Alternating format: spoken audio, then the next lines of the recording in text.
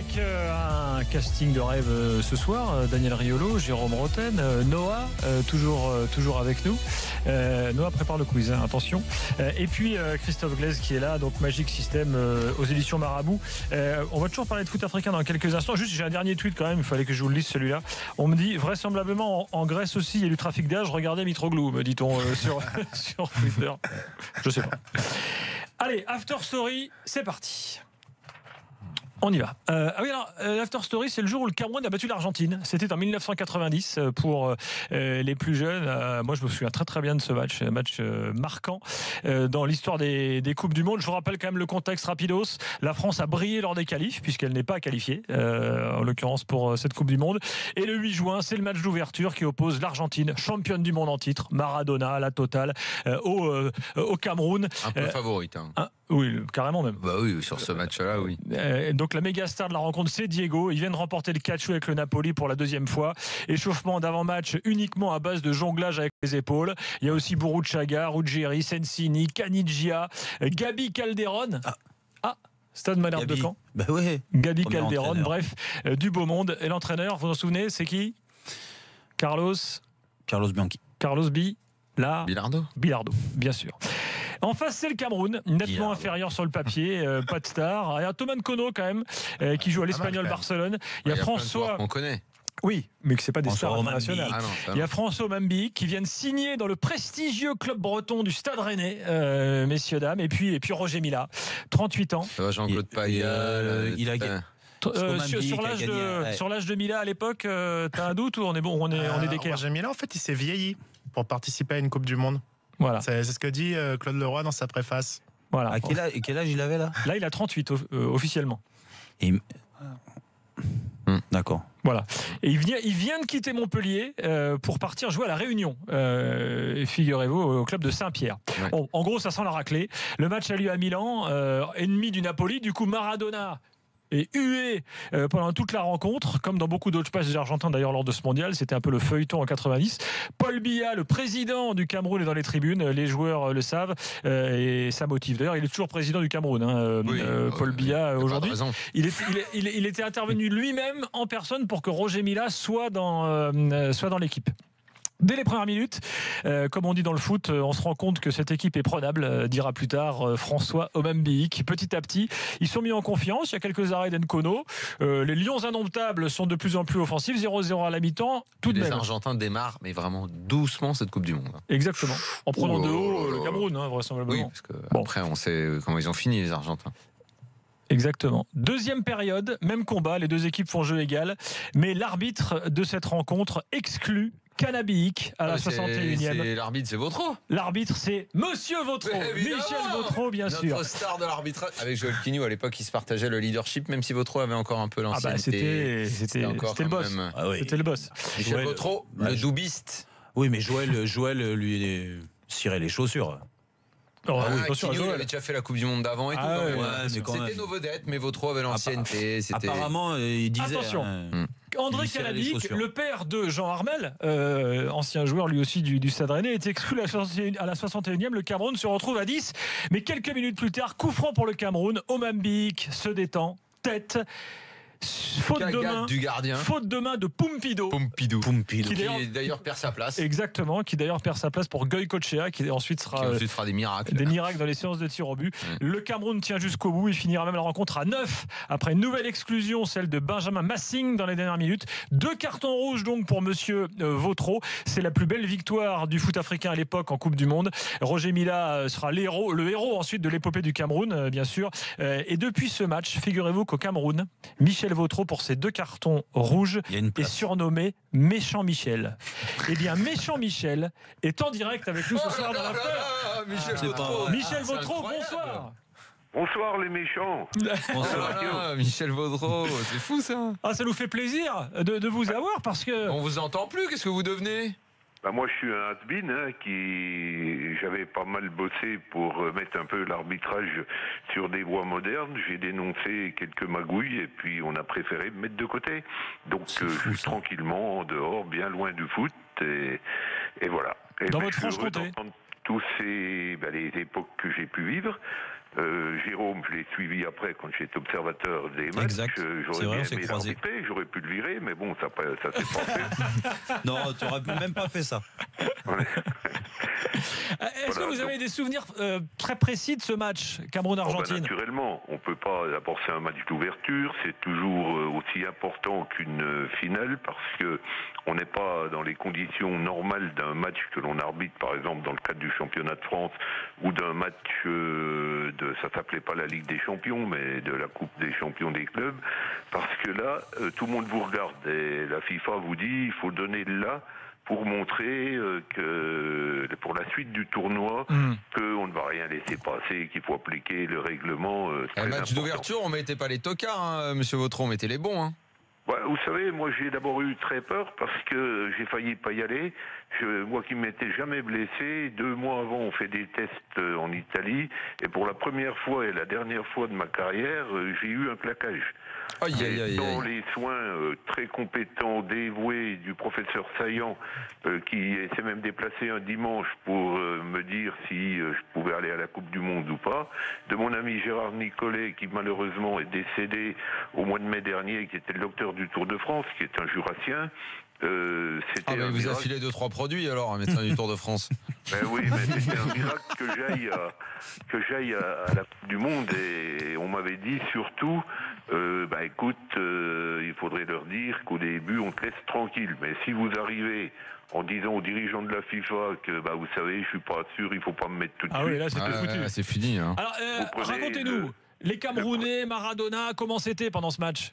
Alors, deuxièmement, ce que je voudrais dire, j'ai une pensée particulière parce qu'au mois de décembre, j'ai appris la triste nouvelle du décès de Benjamin Messing que j'avais exclu. Qui était sur le terrain ce jour-là, international camerounais, Ouais, et j'avoue que j'ai toujours beaucoup de nostalgie pour les joueurs que j'ai rencontrés et je trouve injuste de mourir aussi jeune et ça m'a fait quelque chose quand j'ai appris son décès. Pour le match, c'était pas facile, non pas que je cherche des excuses, mais vous aviez une équipe francophone avec un arbitre francophone. La moitié des joueurs, je les connaissais parce qu'ils jouaient dans le championnat de France. Roger Mila était un très bon ami sportif à moi, d'ailleurs il m'a beaucoup aidé sur le terrain et je me souviens qu'à la fin de la rencontre, je lui ai dit Roger, mais tu devrais m'embrasser et me tirer les godasses parce que vous réalisez l'exploit de battre le tenant de la Coupe du Monde à 9 contre 11. Bien sûr, j'ai pu le dire parce qu'ils avaient gagné. S'ils avaient perdu, j'ai reçu des lettres, des menaces de mort. On m'a dit qu'il fallait pas que j'oublie que j'avais du sang africain dans les veines. Et puis alors, si une petite anecdote qui maintenant m'amuse toujours. Le Canard enchaîné avait fait un petit dessin et on voyait Jean-Marie Le Pen qui regardait le match. Et puis ils avaient croqué donc les 2 joueurs qui partaient la tête basse, c'est moi qui donnais mon carton rouge et dans la bulle il y avait marqué ce Vautron ferait un très bon ministre de l'Intérieur. Et dites-moi, le match il n'était pas simple à arbitrer parce que je me souviens que les Argentins, qu'est-ce qu'ils vous ont bousculé? Maradona il vous a pourri tout le match parce que forcément ils étaient frustrés. Vous savez bien qu'en vieillissant on oublie beaucoup de choses, c'est l'avantage d'Alzheimer. Personnellement j'en ai plus bavé pour la demi-finale de Coupe du Monde, Italie-Argentine, où là tout le public. Ah ouais, mais là celui-là il était particulier ce match. Hein. Ouais, mais sur honnêtement, je cherche plus maintenant, il y a prescription, je cherche pas à me défendre, mais je me souviens pas. Moi, j'ai personnellement, je le dis, mais certainement me trompant, tous les matchs où j'ai arbitré Maradona, il n'a pas spécialement joué sur son nom.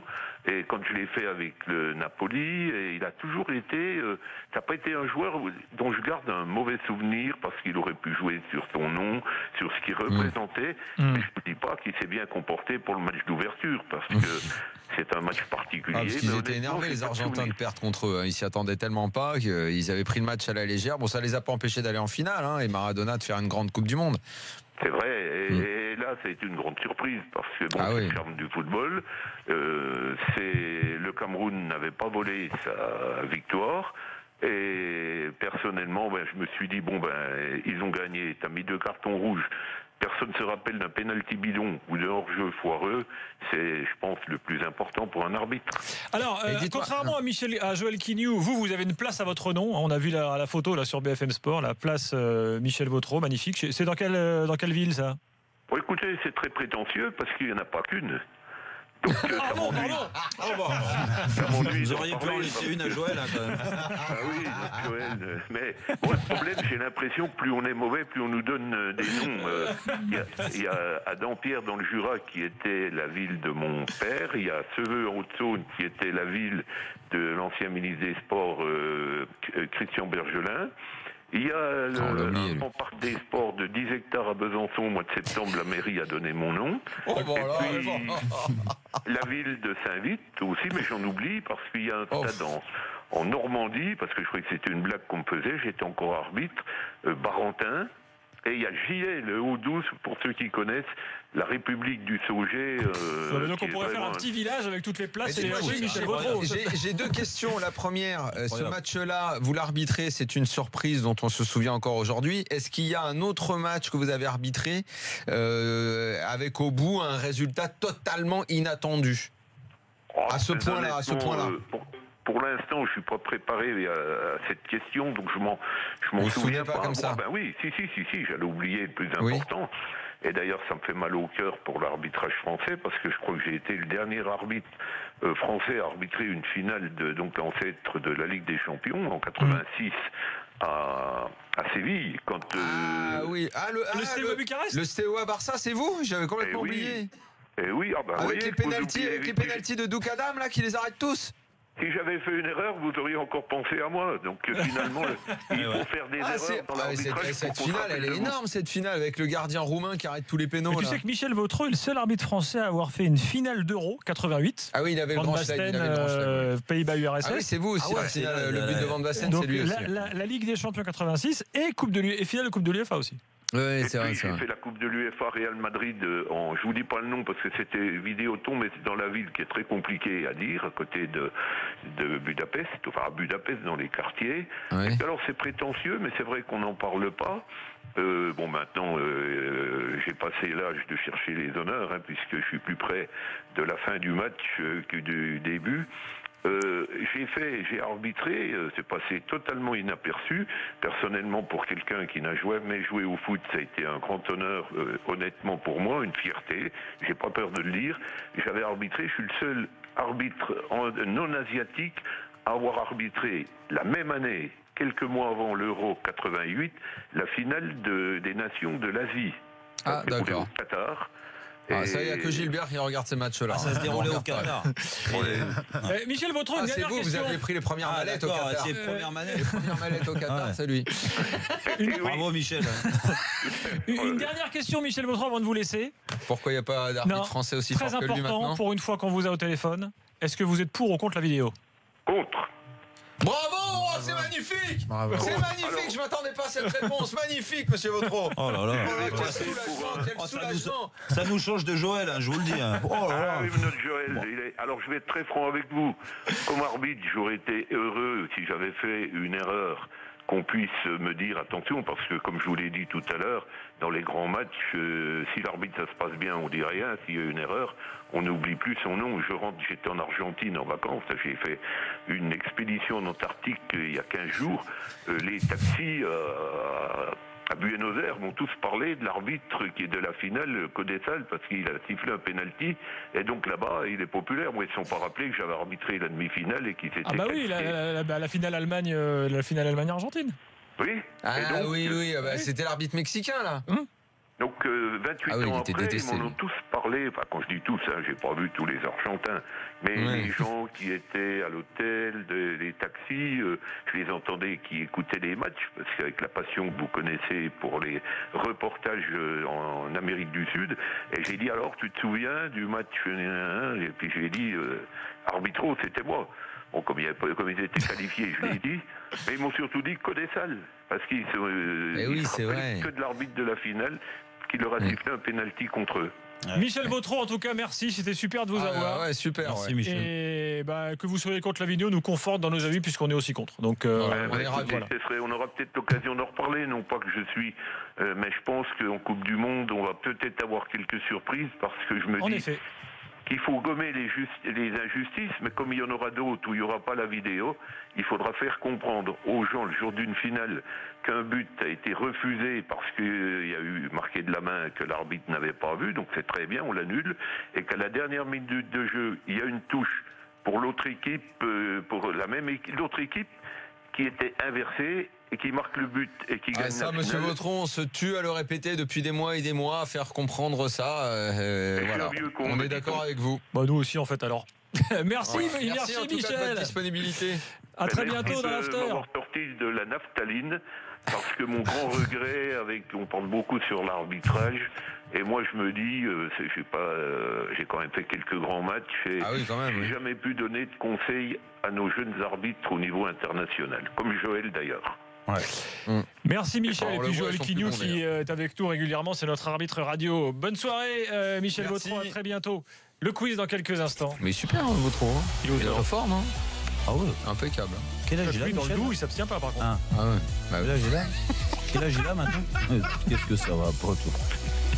alors que toi, dans le doute, tu t'abstiens quand tu joues à Sochaux. Exactement. Bah non, Sochaux, il s'est maintenu, tu rigoles. Allez, à tout de suite dans l'after. Oui, j'ai oublié.